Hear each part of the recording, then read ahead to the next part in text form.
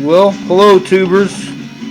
Here we are with my Arrowhead collection review, volume 4.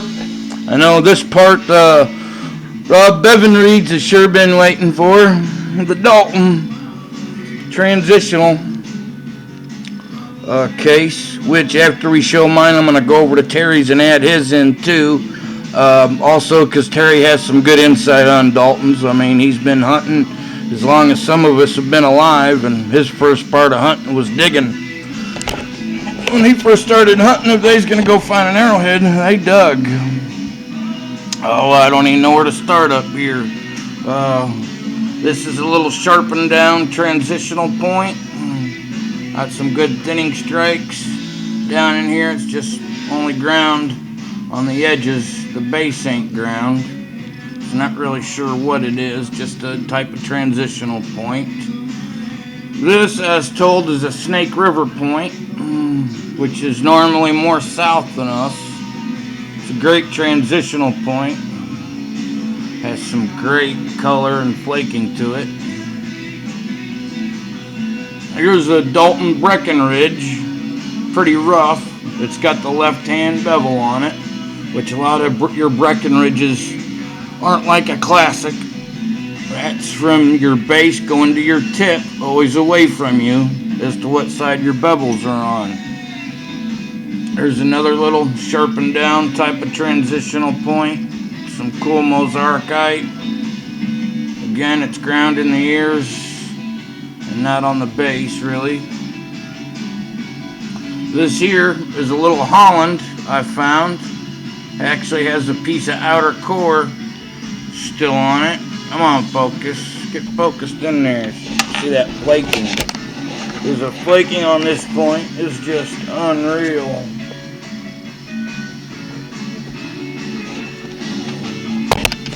Then on this side, I believed when it was a much bigger point, before it was sharpened down, it was fluted. Because this flake out here, it appears like it come afterwards. This here has a different patina color to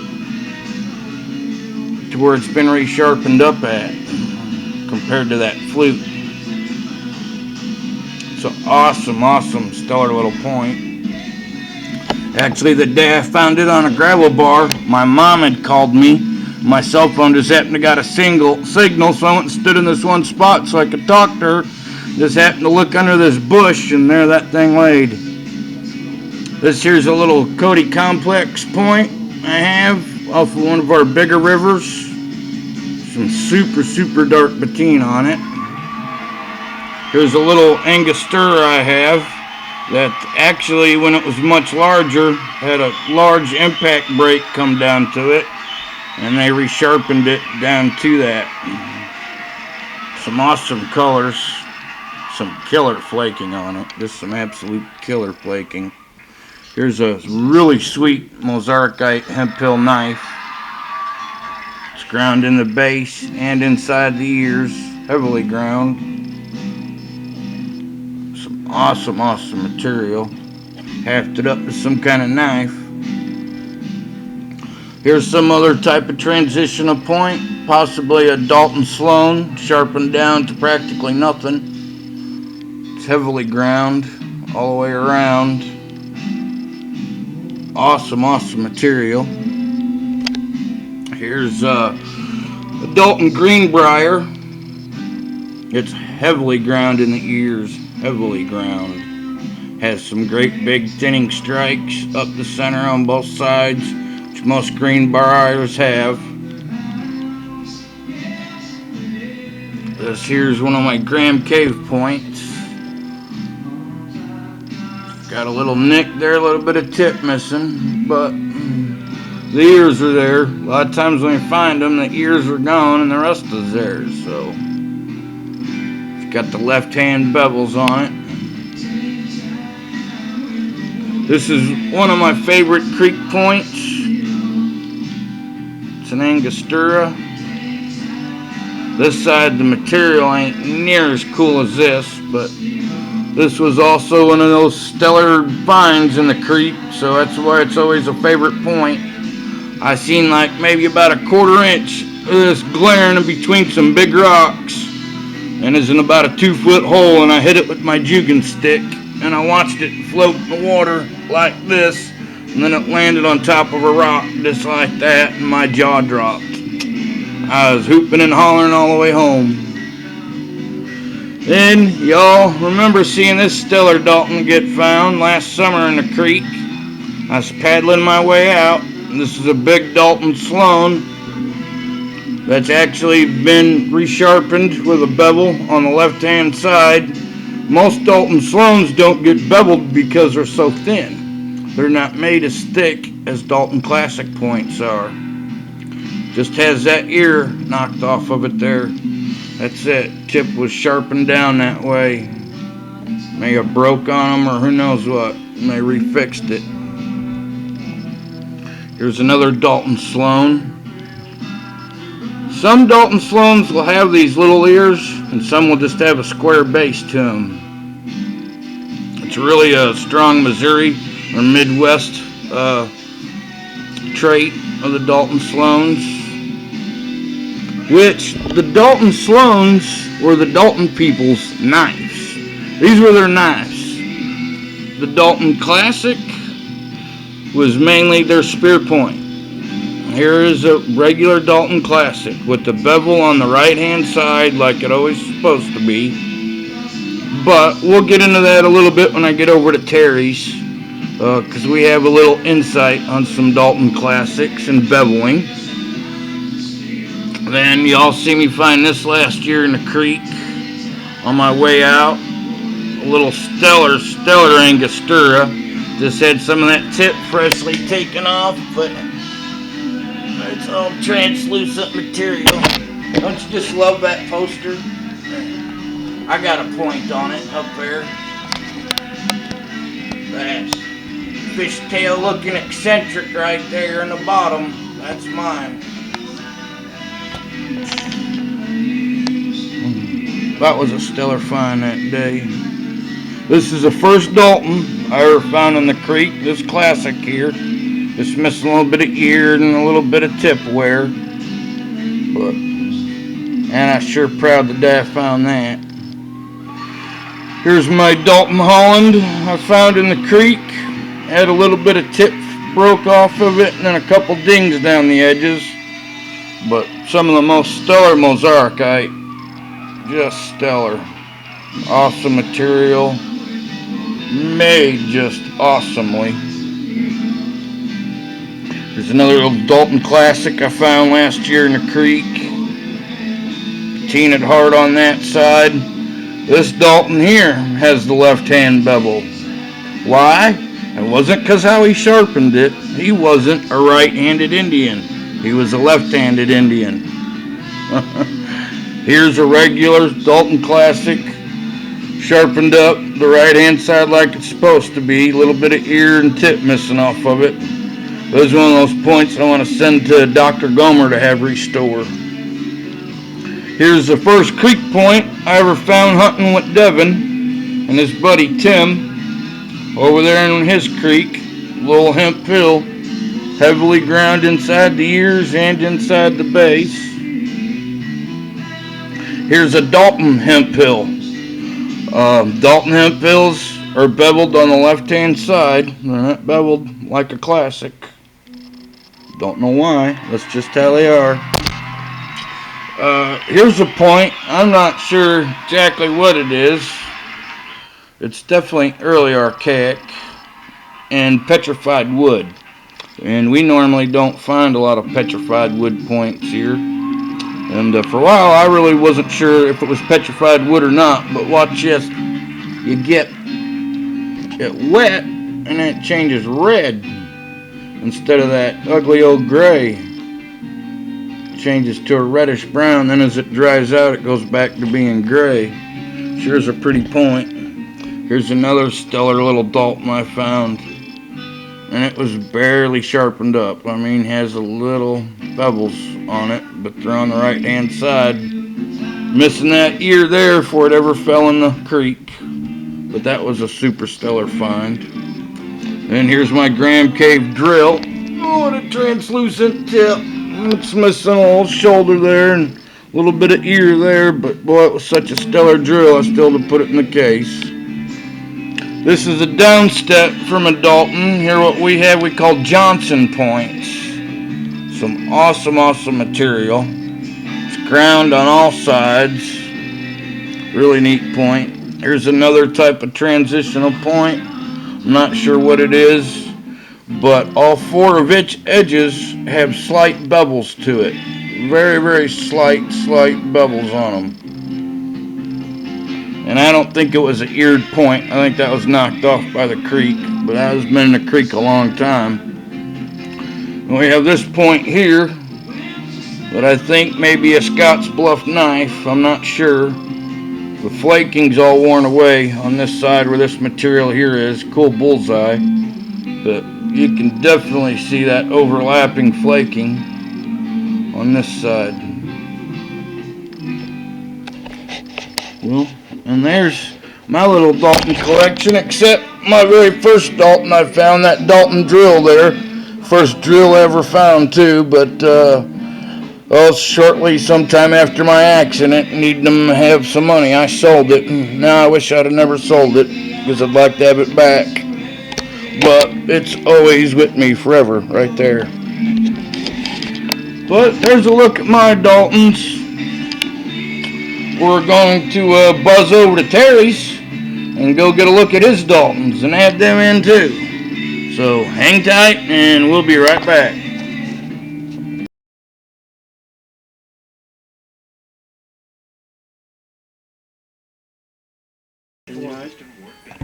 Okay, well, here we are at Terry's, and we're going to show his Daltons and probably some other stuff too, but this here's one of his nicest Daltons he's found. He dug this out of a creek bank. Well, piece of tape on there that holds it in place, but it's your classic Dalton, beveled on the right hand side. Yep. Deep notch fishtail in it, all heavily ground. A true Dalton classic. Then this here is a creek find, and instead of calling it a classic, I'd call it more a Sloan type myself. Well, some people won't because it's got bevel on it. Yeah. They say Sloan's not beveled, but I don't believe that. Yeah, see, that's like my Sloan I showed at home. You know, the Sloans, they don't get a beveling as strong as a Dalton Classic is because they're made a lot thinner. That's just like as to where here's Rice Lobes over here. You know, Terry, when he first started hunting, he only dug. That's what they did. They dug for arrowheads. They didn't walk creeks. They didn't hunt fields. They dug. And shelters. We had a field when there was a good field, but now we'd rather go dig than even hunt a field because you found broken stuff in fields. We dug up whole stuff. But and we dug up stuff that you didn't. We was the first ones to touch. In thousands of years. That's what. Going from, like Terry was just saying, oops, he's done a lot of digging, and he's dug up a lot of Daltons and a lot of Rice Lobes. And even though the Rice Lobe and the Dalton kind of overlap a little bit, they're totally different cultures. The Rice Lobe was not the Dalton knife. The Dalton Sloan was the Dalton knife. And the classics were probably more of their spear points. I think it's more that the Dalton Sloan's more likely the knife for the classic than the Rice Lobe is for the Dalton, because every shelter that I've ever dug, the Rice Lobes and the Daltons overlap, but it's a very short period, and the Rice Lobes continue on way longer than the Daltons do. Well, sure. I mean, even in the books, Rice Lobes have a date of 4,000 years, to 5,000 years of a time frame. I mean, they're a long run, and it just one of his favorite creek finds there. That'd been a hell of a Dalton, still is. That's the first Dalton I ever found, really. And then here's a Dalton Y'all seen we found this one 2 years ago on my birthday. We're all three out hunting. Everybody, we all walked by it. Yep. I walked back and found it. Yep, we all passed it up, and then Terry went back and found it. And see, I was born in 70, so you can get my macro to work a little better here. I can't get it just want it to show up. Dang it. But right here is a little 7 and a little 0. You see that right there? 7 and 0 for 70. And then this is one of his rice lobes. Actually, you bought this one, didn't you? That's I was thinking that's that one you got from Chan. Come out that that come out of that case. All this stuff where I won't mention names on it. Here's a hidden valley. Because that come out of the same place where I won't mention name either, because there's certain people might know the name. Right. Here's a transitional type stem point. Yeah, that. See, now I found a Dalton right with that, with another square stem point. It's over. It's here in this case here. This one right here. I don't know if you can see it through that glass. But. Here's another rice lobe. The rice lobes have the left-handed bevels, but you're going to find a rice lobe, just like I have one at home, it has the bevel on the opposite side. Okay. Just like once in a while you'll find where the Dalton Classics don't have the right-hand bevels. Remember me showing the couple I had? They had the left-hand bevel. It's not because of how they sharpened it, it's because of the Indian was left-handed and not right-handed. I mean, you gotta think, the amount of right-handed Indians to the amount of left-handed Indians back then was probably really small. Really, really small. But this square stem, this Greenbrier Dalton, and a classic Dalton that had an ear missing, that someone dropped and broke the other ear off, and you can't even tell what it really is, just besides it has beveled serrated edge now. But all three of them come from, they were pretty, I wouldn't call them a cache, but they were right there close enough together that they were all the same exact level. Well, that little oval blade come from the same level too. Jacob, remember this Cersei? We found this when we went down to dig with Missouri Rockhound in his sweet spot cave. Here's a nice big, ain't it 5? A 5-inch steel wheel? 4 3/4. 4 3/4. Been in the creek a long, long time. Look at that natural fracture line through it. How that thing ever survived the creek and not get that broken off is just amazing. Yeah, you look at that under a magnifying glass and it's all quartzy. It's got, I mean, that's a quartz band through that. Huh, that runs through that vein right there. That's cool. It's a miracle it survived the creek. Let's see, here's another little Angostura point that he dug. It come from the same place that all this right here, that one, this one, all them, this has all come from the same shelter. All the same shelter.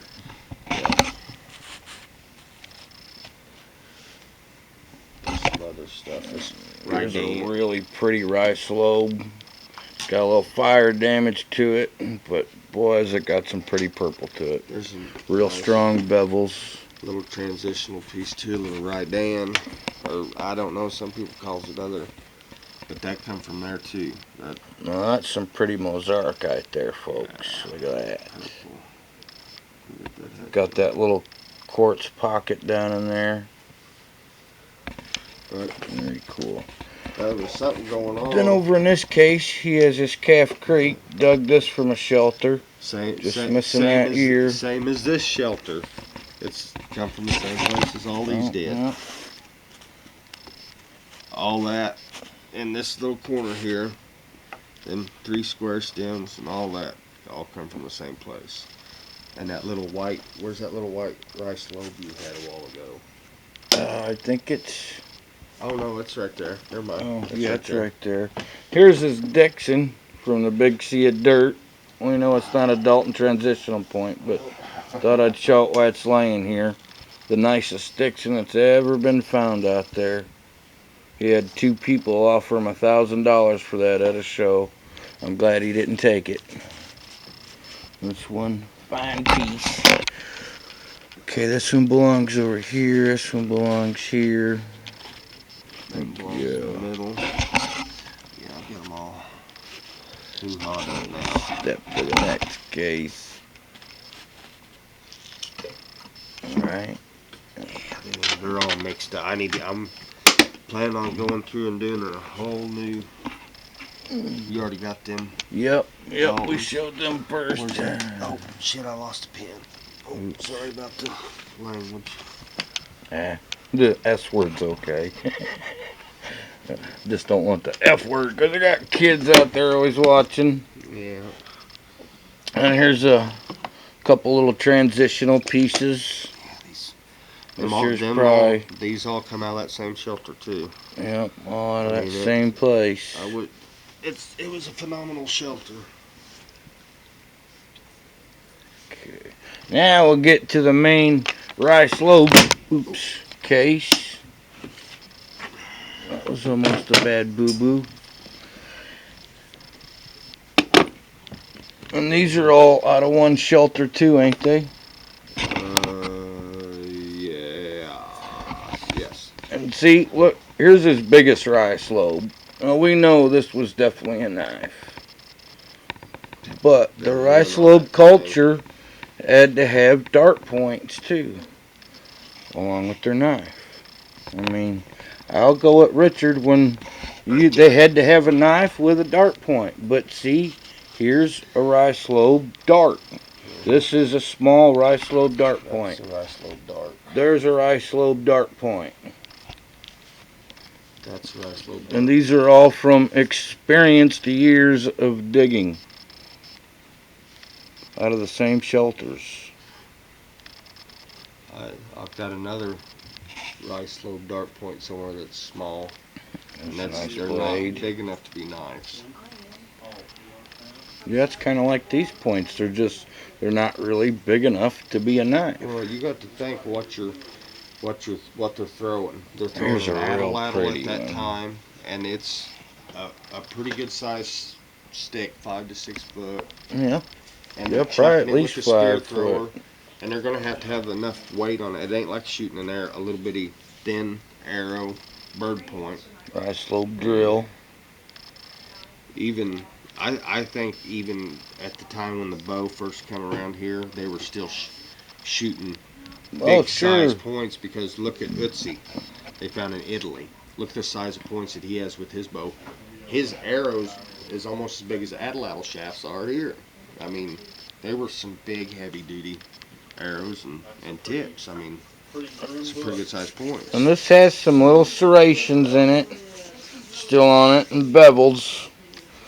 It's beveled on this side. It's beveled on its right sides, but I wished I had that other point. we really don't call it an Angostura or anything, just because it come along with those rice lobes there. It's a rice lobe Lancelot. You take it off? We're pretty sure they made spear points, like an actual spear point also. But that's the rice lobes. This one here is super sweet, which I like them all. But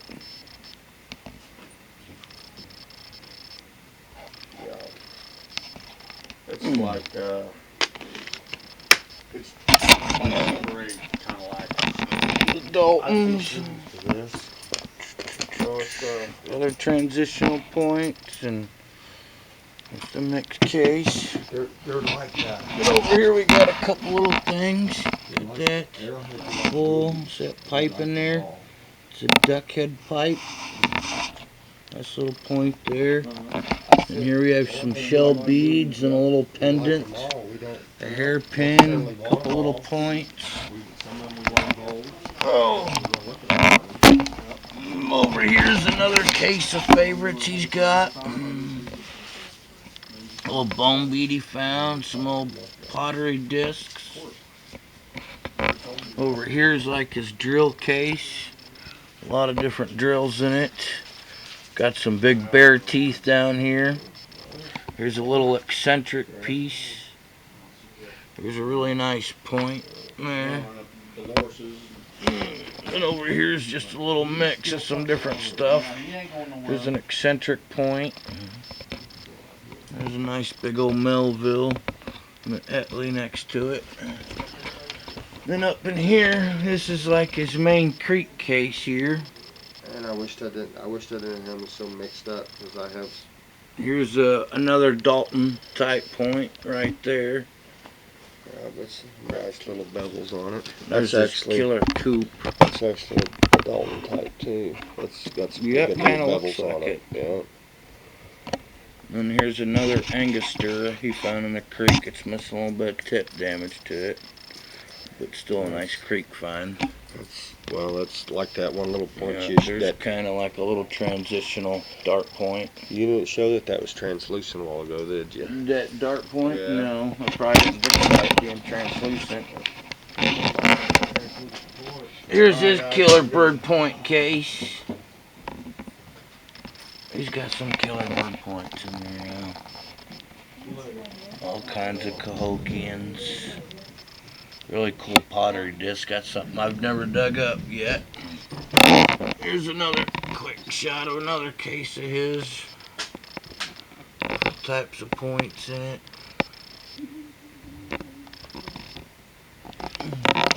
There's his bone collection. There's some billets. These are all napping billets. There's some bone awls. There's some triggers. That one piece we can elk antler. That one with the double. That one there.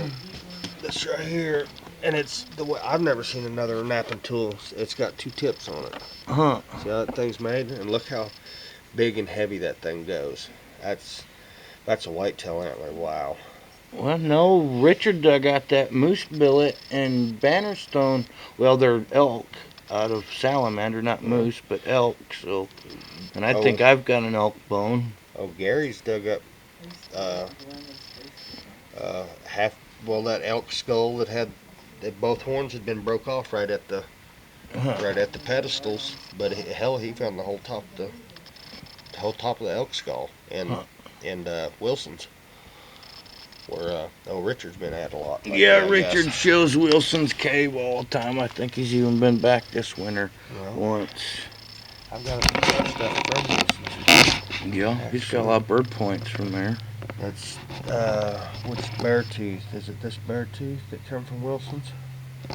Like that bear tooth come from Wilson's, and I think that's a mountain lion tooth. A lot of people saying it's a bear tooth, but just look the way it's. Yeah, it's definitely different. I've never dug any teeth like that before. It's just, I think it's a big cat, but I may be wrong. Well, we've had them around here for a long time. We've still got them here. I know that's a canine cat tooth, a bobcat. Yeah. Because I've cleaned too many bobcat skulls and seen the groove. Yeah, they have the grooves in their teeth like that. Yep. I guess to cut better, and you can actually feel the serrations on the back side. Cat tooth. That's a nice billet too. Look at the wear on that thing. That come with the rice lobe. The very first rice lobe we dug out of that shelter, where all them rice lobes come from. That was my brother found that with that real red fire treated rice lobe. Yeah. That's always so cool to find the tool that made the arrowhead you found. I mean, they were like and then here between his legs. Well, here you want to show my toe bones. That's like they done a bunch of them and made like a air see, chime. it's got a hole through it right there. That hole runs all the way through it, so they were definitely using those toe bones for something. See, that one's been grooved all the way around it. Like they're cutting it in half. They say they use them for fish hooks. Yeah. Drilled the hole here and made the hook part out of that. Yeah. It looks like it'd make it. Yeah, it sure does. And that's a rare piece right there that you don't see many of. It's a game. They call it a game cup.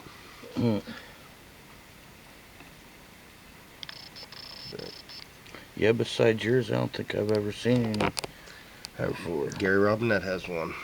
It's actually a little better than that one. And I don't know if you want my philosophy about these. People call them beads. I think they're dum-dums. Or Whistler points.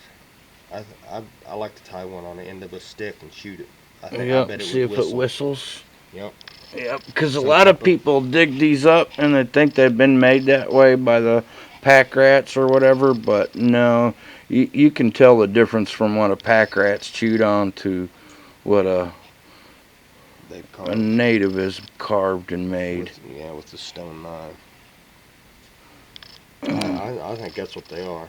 They may be first stage beads, but I found too many of them that's like that in too many different shelters, and I think they're either a dum-dum or Yep. a whistler. Went on the end of a stick to practice shooting.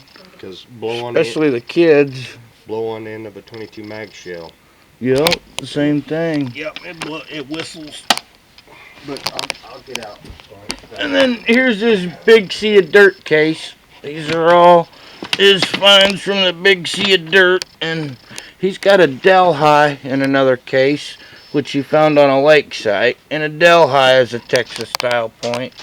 But everybody calls it right shell side notch. This is either a Casterville. That's what I think it is. A Casterville to a Marshall, which is a Texas style point. And I have a broken Montel I found out in the big sea of dirt. And last year, everyone that watched me take Steph and Devin out there, Steph found one just like that. And then here's one that's just had its ears worked off. But it's some stellar color. Anyone would like to make a comment? I've had professional paper guys say that this is a rice shell side notch. That Del High. The barbed shoulders, needle tip. And here I'm going to lay out. Oh, I thought they were. Yeah, this is a really nice point. And we're pretty positive it's a Del High.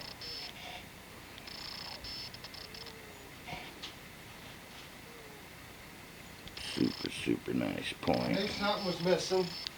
I knew something was a ray. Oh, yeah, the big case. Look at all them points. There's all my rice. All kinds of right side shallow notches. I'd like to have everyone's opinion and tell me if them are the same points that are what's in the middle of that. I mean, those are our basic right side shallow notches, and you'll even get some where they'll get a little bit of shoulder to them, you know, but they're nothing defined with defined shoulders. That has very defined shoulders to where you look at a right side shallow notch. That's why we call them shallow notches, because the base is shallowly notched.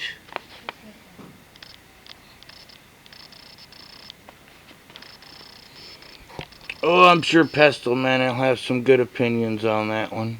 Plus a few Texas people. But we're pretty sure that's a Delhi. Beautiful Mozarkite it's made out of too. Oh yeah, it's some pretty stuff. This is, I mean, this tells you how much, well, it's Texas. That's a Texas piece too. Yeah, that's Texas. Oh, it's awful dark on that. Texas material and a Texas point.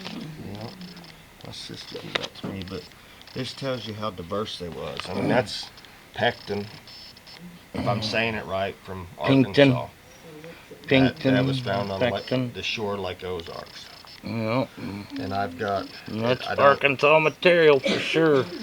That's that Southern Pinkton. And I've got another one that's made out of some stuff, but... That's right there, wasn't it? Yeah. And I can't find it, so...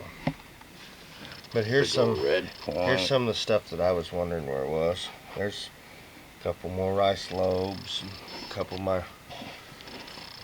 of them Daltons. Yeah, this one right here. Base. That Dalton right there. See how they have snapped them edges off and then just ground it. Yeah. Polish. But them all come.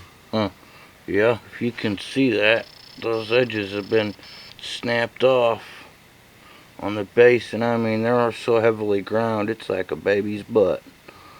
Just like glass. But there's two drills that I wish, they're both old. I mean, that one's so heavy beveled. I mean, it's, you can see how. But Yeah, it was probably definitely a Dalton drill. yeah, I mean, they both come at Dalton level or deeper. This one actually was quite a bit deeper than Dalton level. And they all come out of that same shelter as all that old transitional piece. That one come out of there too. That some type of Dalton, big old heavy bevel on it. I mean, it's almost squared. Yeah, it's got some heavy bevels on it. ENJOYN.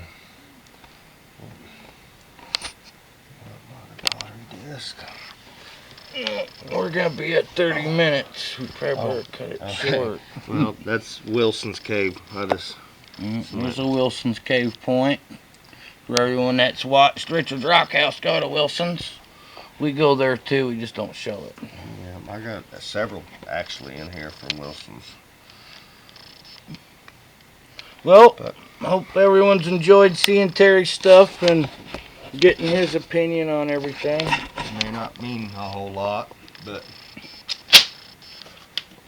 I got it. Knowledge comes from experience. That's how I look at it. Terry's been digging longer than anybody, so anybody that's on YouTube or anybody we know. My first one when I was 9 years old, and I dug my first up when I was 16. Oh yeah, we're supposed to show the Matatis too.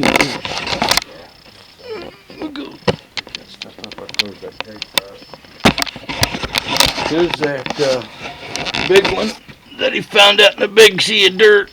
It's got all the different nutting holes in it on both sides. Been worked over hard. And then here's my pride and joy one. Oh, I packed this thing for 2 miles. yeah, it's a big rock. And it, oh my goodness. It's a big, heavy Matati. And it's, I mean, it's just a real deep dish. Stand over this side, maybe. Yeah, I'm right in the light there. It ain't real deep dish, but man, it's just slick. I mean, for sandstone, it takes a lot of grinding to get it that slick. And this come out of one of the shelters that he dug. Nutting holes, I think, on that other side. Yep, there sure is. There's a nutting hole there, there's a nutting hole there, one there. Oh, dug this out of one of them shelters he dug a lot of them points out of. Well, the one that I won't mention names. Yep. That's come out of there too. And well, a lot of them or these little grinders come out of there. It's still covered with calcium on the back. Yep. Oh, and that's a heck of a nutting. Actually used to use that. Oh, here's that. Oh yeah. And Terry's little bear collection up here. I want to show this real quick. Compestal man. Look, it's green mossy dendrite. Green mossy dendrite. How rare is that? Terry carves all grizzly bears. And then we got 2 minutes left. Oh yeah, that's from where he dug up over there at Devon's. Their blue hamburger bun. That mano made out of a really nice black granite. Yeah, I'm actually pretty proud of that piece. And then I want to grab, where's it at? His little mossy dendrite bear. Another chunk I give him to. And normally the mossy dendrite's always that color. But check out how it turned this like metallic pink color from being on top of the fireplace. Man, oh. Turned out to a really cool color.